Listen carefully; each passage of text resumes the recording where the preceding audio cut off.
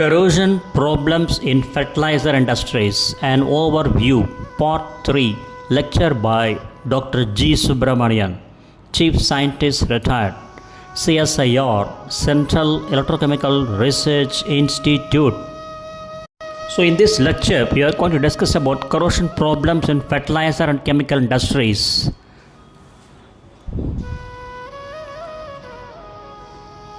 Especially the corrosion problems in various plant operations of the chemical industries, fertilizer and chemical industries, namely ammonia plant, urea plant, sulfuric acid plant, nitrophosphate production, ammonia phosphate plant, and plant utilities. In the forthcoming slides, we are going to see details about the corrosion problems in each and every plant operations of this location of the fertilizer and chemical industry in India. First and foremost is ammonia plant. Under this we have combustion air preheater. This item is a vertical carbon steel tube and shell heat exchanger in which hot gases at about 400 degree centigrade heat ambient air entering at the bottom on the tube side. The 1-inch tubes of 2 mm wall thickness have corroded through from the cooled process side after about 4 years service. This is probably due to condensation of the wet hydrogen sulfide plus oxygenated sulfur-based acids. It appears impractical to neutralize these acid species under the operating conditions. We recommended safe ending replacement tubes by weld a short length of S30403 tube to the steel tubes using a machined socket fit and an S31003 seal weld for the bimetallic joint. We recommended against a suggested steam injection to the shell side, fearing corrosion of carbon steel and possible polythionic corrosion effects on stainless steel. Composition of S30403, that is 304L, chromium 19, nickel 10, manganese 2, silicon 0.75, phosphorus 0.045, carbon 0.03 and sulfur 0.03 and iron remainder. Composition of S31003, that is 310L, chromium 25 to 28, nickel 20 to 22.5, molybdenum 0.75, manganese 1 to 2.5, silicon 0.65, phosphorus 0.03, carbon 0.03, sulfur 0.03, copper 0.75 and iron remainder. Under this ammonia plant, the next category is ammonia carbon dioxide. We explained the lesser known ramifications of ammonium carbamate reaction, especially the reversible reactions between ammonia, carbon dioxide and water. Although the ammonia and ammonium carbonates are essentially non-corrosive, ammonium carbamate is formed at least in small amounts whenever ammonia and carbon dioxide are present. Corrosion of steel S41000, S30403, S31603 and even of higher alloys may ensue depending upon specific conditions of temperature, pressure and oxidizing capacity of the environment. Composition of S41000, chromium 13.5, nickel 0.75, manganese 1, silicon 1, phosphorus 0.04, carbon 0.15, sulfur 0.03 and iron remainder. Composition of 30403, that is 304L, chromium 19, nickel 10, manganese 2, silicon 0.75, phosphorus 0.045, carbon 0.03, sulfur 0.03, iron remainder. Composition of S31603, that is alloy 316L. L stands for low carbon. Chromium 17, nickel 12, molybdenum 3, silicon 1, manganese 2, carbon 0.03, phosphorus 0.04 and iron remainder. The next site is urea plant. Under this urea plant we have reactor. A conventional S31603 plate lining is employed in the reactor, in which ammonia and carbon dioxide are reacted at elevated pressure in the presence of 1000 to 2000 ppm of oxygen added by air injection. During some 14 years of service, preferential corrosion of the welds has been observed. Although this is not perceived as a serious problem, we recommended repair with a high performance molybdenum bearing rod, example S31254, N08904 or similar material, rather than with a matching composition electrode. A new reactor is fabricated from a urea grade alloy that is of higher minimum molybdenum content than conventional S31603 plus small amounts of titanium as stabilizer. We discussed the background of stainless alloy development, the specific roles of alloying constituents, the effect of ferrite content and of segregation in welds, etc. Modern alloys for urea reactors include not only the special variety of 31603 but also the high performance duplex and austenitic alloys, as well as titanium and zirconium. Composition of S31254, alloy 254 SMO, chromium 20, nickel 18, molybdenum 6, carbon 0.01, nitrogen 0.2, iron remainder. Composition of N08904, that is alloy 904L, nickel 28, copper 2, chromium 22, iron 42, molybdenum 4, manganese 2, silicon 1, carbon 0.02, phosphorus 0.045 and sulfur 0.035. Composition of S31603, alloy 316L, L stands for low carbon, chromium 17, nickel 12, molybdenum 3, silicon 1, manganese 2, carbon 0.03, phosphorus 0.04 and remainder. Under urea plant, the next problematic place is gasket. The plant is experiencing problems with flat aluminum gaskets of 99.5% plus purity, presumably UNS A91100 due to cold flow and permanent deformation. We suggested that a metallurgist specializing in aluminum alloys be contacted concerning the possible use of A93001, A95154, A96063 or other alloys of resistance equivalent to A91100 but having superior strength and elasticity. Composition of A91100, zinc 0.1, copper 0.05 to 0.2, silicon 0.95, manganese 0.05, others 0.15, including iron 0.05, etc., aluminum 99 to 99.5. Composition of A93001, zinc 0.1, copper 0.05 to 0.2, silicon 0.6, manganese 1 to 1.5, iron 0.7, residuals 0.15, aluminum 96.8 to 99. Composition of A95154, magnesium 3.1 to 3.9, zinc 0.2, copper 0.1, silicon 0.25, manganese 0.1, iron 0.4, chromium 0.15 to 0.35, residuals 0.15, aluminum 94.4 to 96.8. Composition of A96063, magnesium 0.7, silicon 0.4, aluminum 98.9. So under urea plant, next problematic the spot is gas boulder. The carbon dioxide gas boulder tank is a concentric steel compartment riding by buoyancy in an outer steel tank filled with water.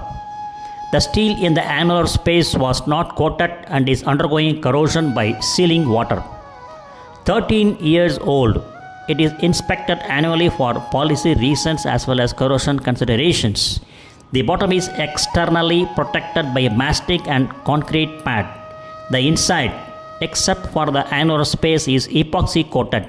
We recommended application of a suitable immersion coating during the shutdown and additions of suitable corrosion inhibitor, example polyphosphonate, to the sealed water. At a later date, if deemed necessary, zinc sacrificial anodes could be installed to augment the coating protection.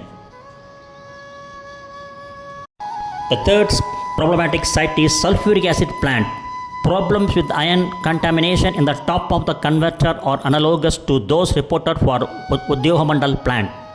The conventional problems with material selection for tanks, piping, valves and pumps were discussed, and we provided the same reference material as at Ammonia Plant. That is, the last lecture we dealt with in detail. 3 specific plant problems were discussed. The next corrosion problem is absorption tower. Problems have developed with this tower, where a double course of acid-proof brick has been applied over a proprietary rubber lining, repanel. It is not possible to make an accurate diagnosis of the problem at this remove. The parameters for acid concentration and temperature at which a lead lining as membrane might provide improved performance should be investigated, that is lead lining. Under a sulfuric acid plant, we have acid storage tank. A concentrated sulfuric acid tank developed major hydrogen blistering after about 10 years service due to laminations, that is manganese sulfide inclusions in the plate. We described the mechanism of blistering by nascent hydrogen, suggested the use of shear wave ultrasonic inspection to verify the quality of plate in this and similar tanks, and concurred in their use of external reinforcing to assure the ability of the tank to withstand hydraulic head pressure. We suggested installation of desiccating vents on all such tanks to prevent ingress of atmospheric moisture. Under sulfuric acid plant, the next problematic site is acid coolers. There is severe water atmospheric corrosion of steel bolting in the flanges of the water-sprayed cast iron coolers.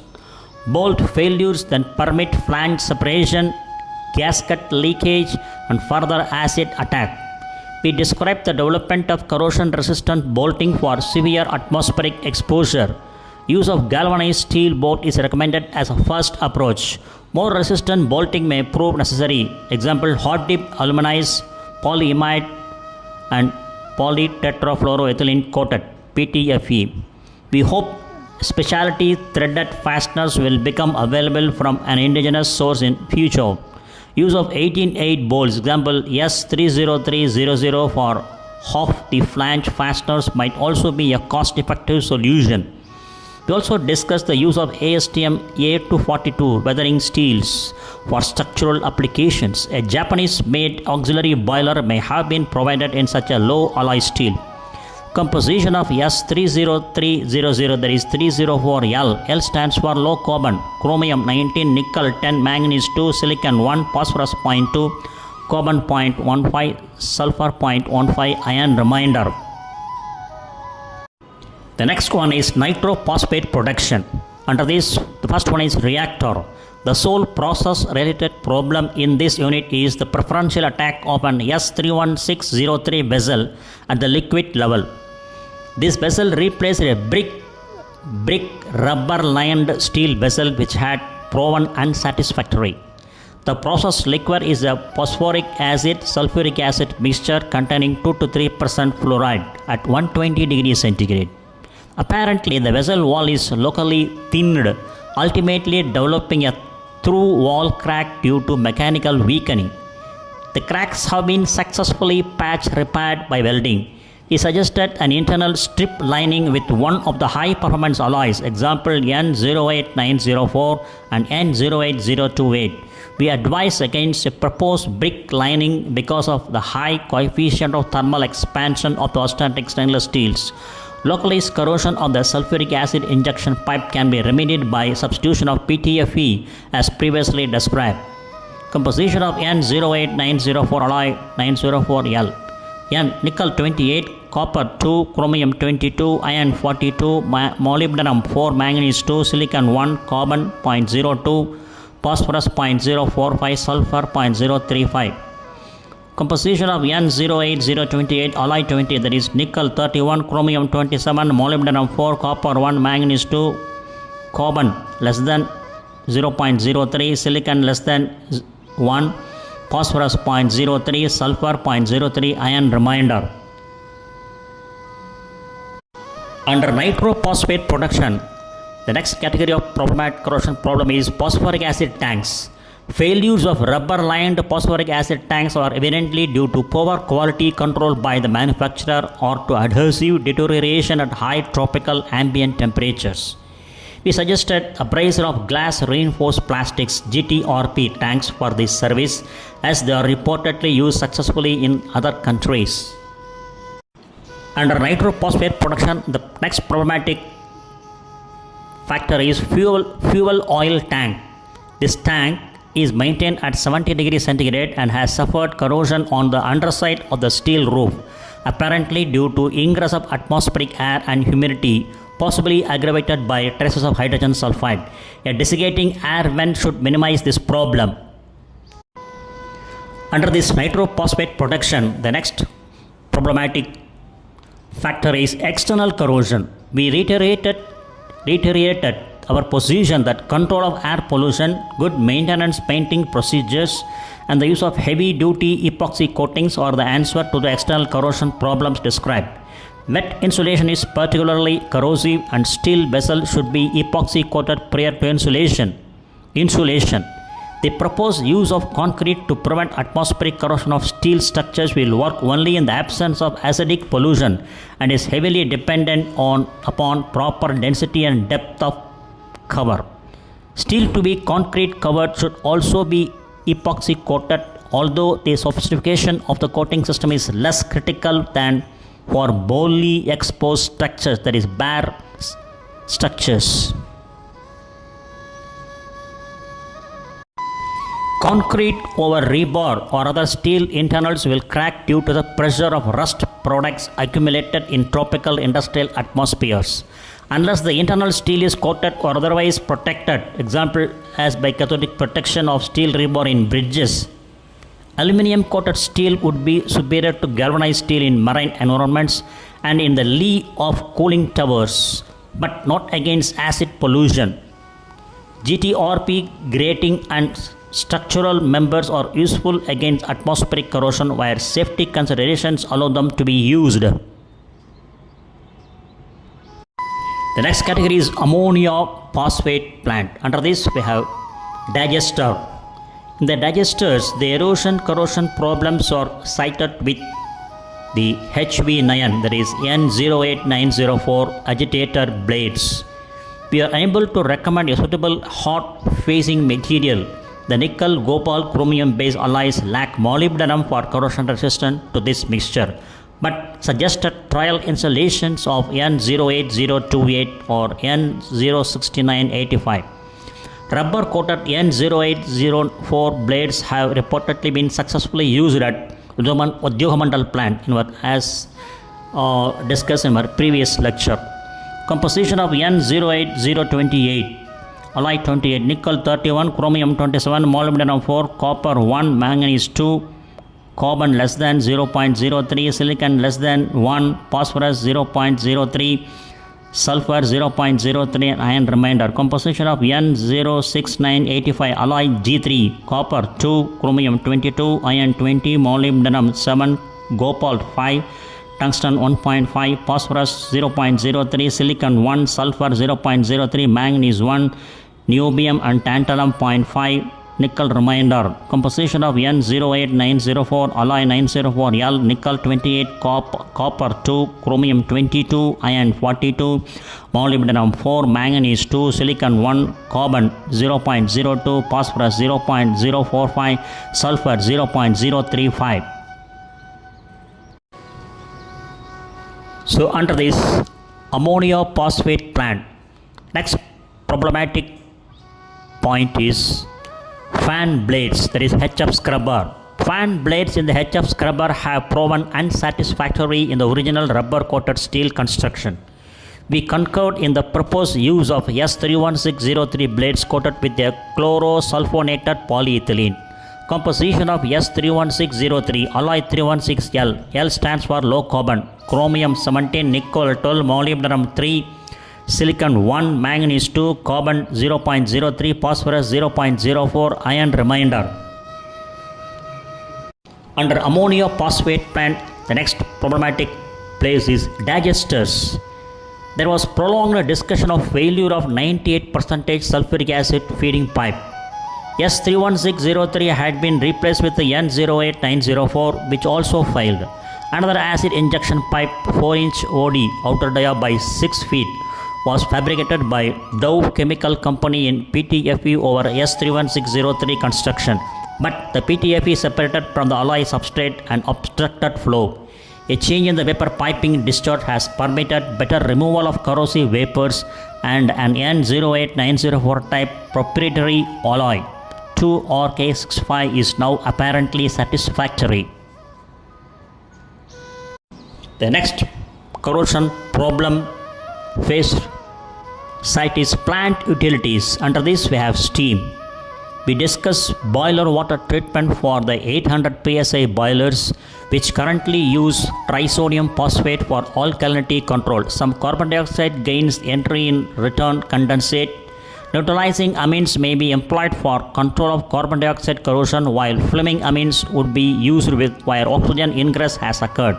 We also discuss the problem of copper contamination of boiler feed water, emphasizing that cementation, that is copper plating on steel, poses a galvanic corrosion problem only under wet air contaminated shutdown conditions. The next point is the auxiliary boiler in the ammonia plant has suffered 4 corrosion failures on the outside of the first stage economizer after 5 years prior trouble-free service. The fuel oil contains 0.8% sulfur plus vanadium compounds which catalyze the formation of sulfur trioxide. The plant diagnosis based on the inspection and chemical analysis indicates corrosion by condensation of sulfuric acid. We concurred in the proposed addition of proprietary potassium nitrate compound to the combustion products, which is intended to tie up sulfuric acid type products while liberating innocuous oxides of nitrogen. The next point under steam is the seal welds in the carbon steel feed water heaters are failing in the first exchanger primarily. We describe the proper sequence of drifting in, seal welding, testing and rolling in of replacement tubes, and the use of S31003 rod for completion of the weld for added resistance to carbonic acid weeping from the hot gas side. Composition of S31003, that is 310L, low carbon, chromium 25-28, nickel 20-22.5, molybdenum 0.75, manganese 1 to 2.5, silicon 0.65, phosphorus 0.03, carbon 0.03, sulfur 0.03, copper 0.75, and iron remainder. The next point is the naphtha fired heater. Coil failures have been experienced in the 1.05 chromium 0.05 molybdenum coils, apparently by excessive temperatures and attendant creep rupture. The plant proposes to replace the affected coils with stainless steel pipe. We suggested the use of either S32100 or S34700 for optimum strength and oxidation resistance, but warned of the problem of differential thermal expansion between the steel and the austenitic materials. It would seem that a redesign is indicated. S32100 chromium composition is chromium 17 to 19, nickel 9 to 12, manganese 2, silicon 0.75, phosphorus 0.045, carbon 0.08, sulfur 0.03, nitrogen 0.1, iron remainder. Composition of S34700, chromium 17 to 19, nickel 9 to 13, manganese 2, silicon 0.75, phosphorus 0.04, carbon 0.08, sulfur 0.03, niobium 1%, iron remainder. Under plant utilities, the next problematic factor is cooling water. The lake water from the canal diluted by rainfall is somewhat lower in mineral content than the river water at Udyogamandal plant. The extraneous contamination at Ambalamedu arises from ammonia processes rather than from phosphate rock. Specific ammonia metabolizing bacteria aggravate the formation of biomasses. The plant has considered dropping the chromate polyphosphate zinc treatment in favor of polyphosphate zinc inhibitor. We emphasize that the system must be effectively cleaned before emission can be achieved. We recommended continuation of chlorination for maintenance of biocidal treatment, supplementary biocides to prevent evolution of chlorine-resistant strains, and concurred in the proposed weekly injection of proprietary biospecific for nitrifying bacteria. We recommended against continued addition of 5 ppm chromate as being potentially dangerous from the standpoint of pitting attack. Under this next point is we reiterated our position that the mineral content of the water itself is readily amenable to corrosion emission by either chromate based inhibitors which are being phased out due to environmental concerns and non-chromate treatments. It is essential, however, that the system be free of biomass. That is example algae, slime, fungus, silt, mud, etc. prior to treatment for corrosion inhibition. The next point under cooling water is there is interest in a zero blowdown ZBD operation with an eye towards water conservation. Normally, cooling water tower systems are operated at 4 to 6 cycles of concentration to optimize water savings and ease of chemical treatment. Operation at higher cycles usually does not affect water conservation by reduced blowdown, commensurate with the increased mineral content of the cycled water and attendant corrosion and scaling problems. However, a softened makeup can be concentrated without blowdown, providing the resulting chloride level is amenable to corrosion inhibition. The term ZBD, zero blowdown, is a misnomer as there is sufficient windage in a mechanical draught tower that concentration stabilizes at about 20 to 22 cycles, even with no deliberate blowdown. In the Cochin surface waters with not more than 20 ppm chloride in the makeup, a cycled water at 22 cycles would contain less than 500 ppm chloride. This is a level still amenable to non-chromate inhibition provided the water is at pH appropriate to the hardness.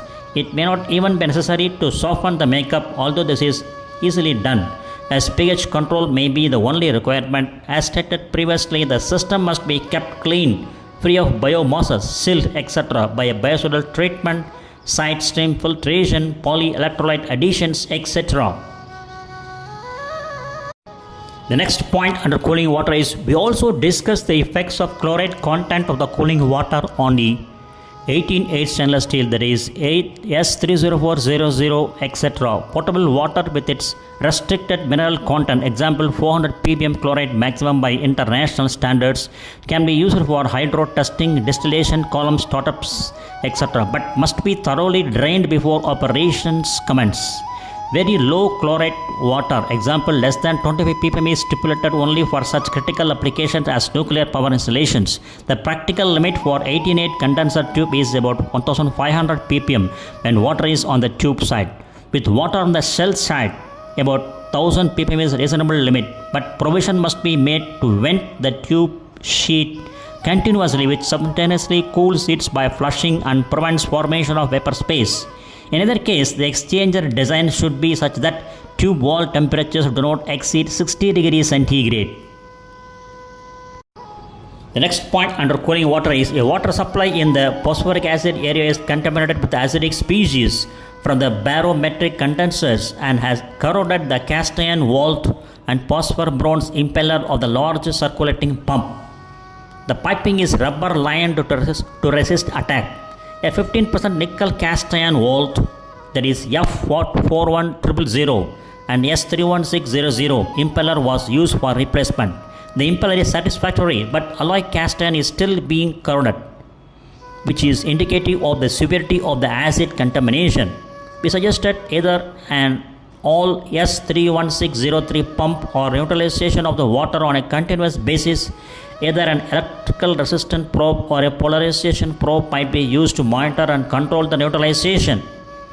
Composition of F41000 SS410 alloy: chromium 11.5 to 13.5, nickel 0.3 to 1, manganese 1, silicon 1, phosphorus 0.04, carbon 0.08 to 0.15, sulfur 0.03, nitrogen 0.03, iron remainder.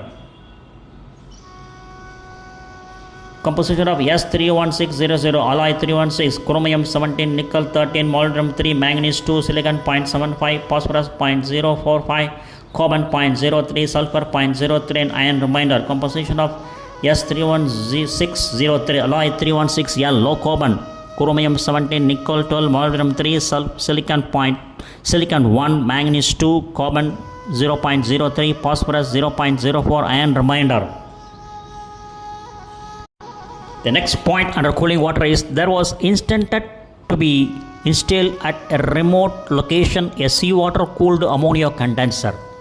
This item was to be of carbon steel construction with a proprietary baked epoxy phenolic coating, commercially called Saccofen, on the seawater side of steel components to resist seawater attack. However, the indigenous licensee has reportedly reneged on the job. As far as coating the internal dia of the tube is concerned, we suggested utilizing S44660, a ferritic high-performance stainless, or S31803, a high-performance duplex grade, either of which would resist seawater, while closely matching the thermal expansion of the steel components. Cathodic protection of the coated heads would be required using special zinc or aluminum sacrificial anodes with a routine replacement.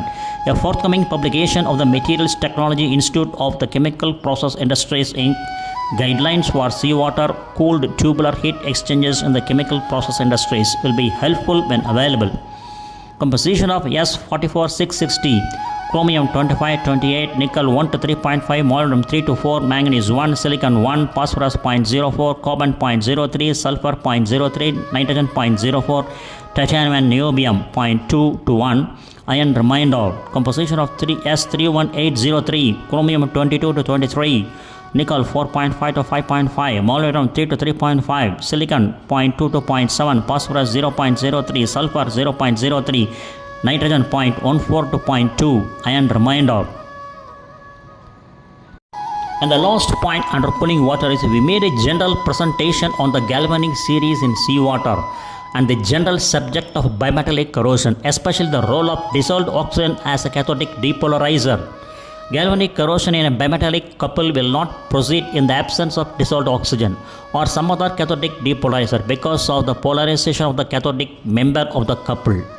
And the next one is under plant release. The next one is undergoing underground piping.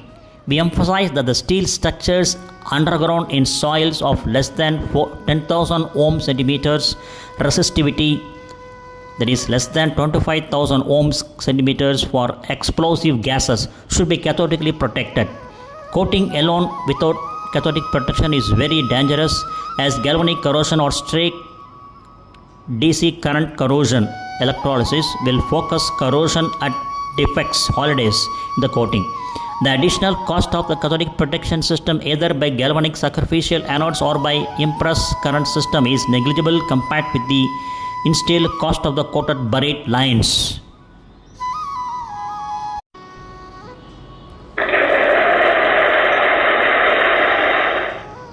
Thank you very much for watching this video, and thanks for your patience.